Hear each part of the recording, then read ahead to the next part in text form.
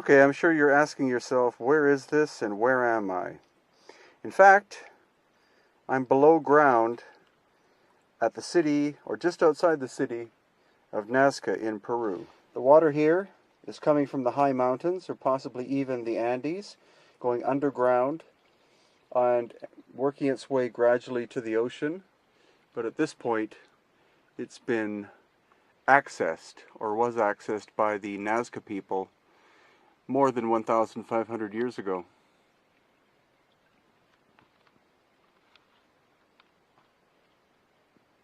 And what this is a spiral staircase going up from the water, which is at least 30 feet underground, and working its way up, or I'm going to be working my way up, back to the surface of the land.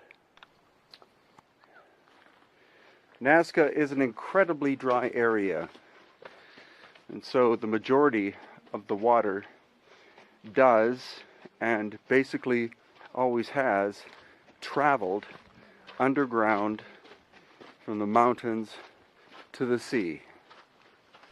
And what this amazing Puccio system does is it allowed the ancient Nazca people to access this underground water, which not only is clean because it's moving through sand, but it's also still cool as compared to the ambient temperature of the air here. And so by being able to access this water, and by using these Puccios, actually, they were able to clean this system. If there was any debris traveling through the underground system, these Puccios would be access points whereby they could take any debris out as it was passing by.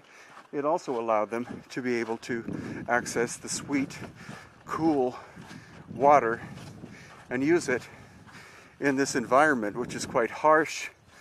And in some cases, if you look at the distant mountains, absolutely nothing grows there whatsoever. It's so dry, possibly an inch of rain per year. So, just an example of ancient indigenous genius at work 2,000 years ago, and still functioning to this very day. Now, not that many people visit this area. Almost everyone flies over the Nazca lines and geoglyphs. But what they also do not realize is that the lines and geoglyphs in the area were not solely the work of the Nazca indigenous culture, but there was a culture prior to them who lived in the same area called the Paracas. The Paracas lived all the way from the coastal area all the way through here into the high mountain areas as well.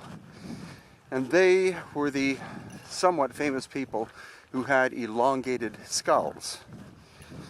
Now what happened was, about the year 0 or 100 AD, the Nazca people moved into this area. They were much more warlike than the Paracas, and they basically took over.